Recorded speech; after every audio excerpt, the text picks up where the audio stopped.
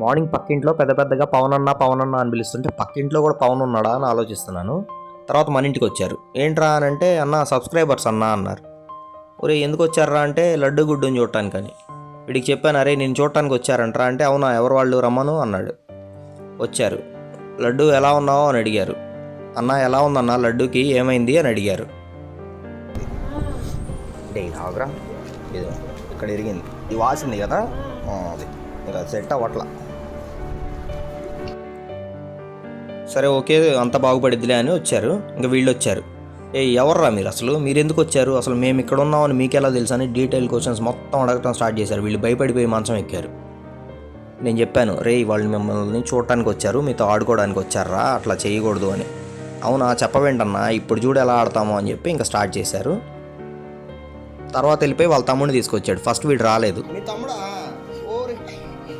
మీ అన్నతో ధైర్యంగా నువ్వెందుకు భయపడుతున్నావు, వీడురా అటాక్ చేస్తారా ఏంటి. నీ పేరేంటి? వికాస్. వికాస్ చోటు, ఇదిగో వికాసు చోటు ఇద్దరు వచ్చి నీ ఆమా. చిన్ను వికాసు చిన్ను వచ్చారా. ఏ క్లాస్ మీరు? నువ్వు థర్డ్. ఏదో వెనక్కి ఇచ్చాలి ఇందాక, తీసుకో ఏమవుదు. మన ఇంటికి సబ్స్క్రైబర్స్ వస్తే అట్లా చాక్లెట్లు వస్తాయి. అదంతా అయిపోయిన తర్వాత, అరే మీకు ఏమేమి స్కిల్స్ వచ్చు, మీకు అసలు ఏమన్నా వచ్చా అంటే, అన్న మాకు చాలా వచ్చన్నా అన్నారు. సరే చూపించండి అన్నారు వాళ్ళు. అన్న నాకు బాగా కొరకటం వచ్చన్నా అని చెప్పి వీడు చూపించాడు. లడ్డుగాడు వచ్చి, అన్న మాకు కూడా కొరకటం వచ్చన్నా అని చెప్పి అది కూడా చూపించారు. సరే ఇంకేం వచ్చంటే, అన్న నాకు దురద పుడితే కదలకుండా గీక్కోవటం వచ్చన్నాడు.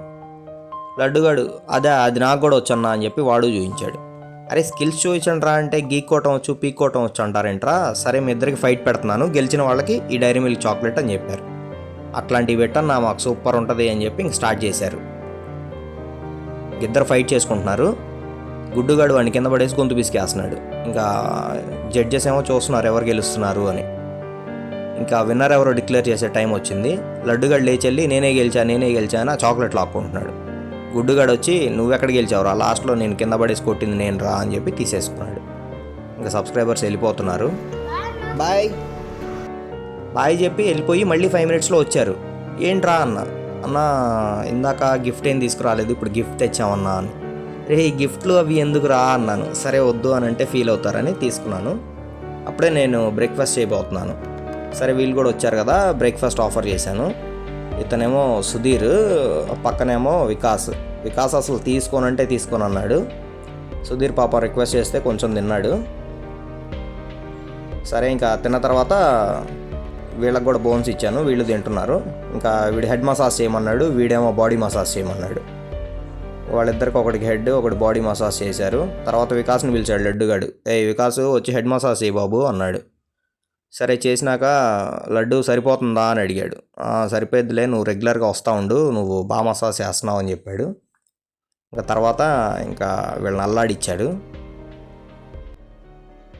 చాలాసేపు ఆడుకున్నారు వీళ్ళతో బాగా. ఆడుకున్న తర్వాత ఇంక వెళ్ళిపోతున్నా అని చెప్పారు. రే వెళ్ళిపోతున్నారంట్రా అని అంటే ఇంకా ఫుల్ సాడ్ ఫేస్ పెట్టేశాడు అసలు.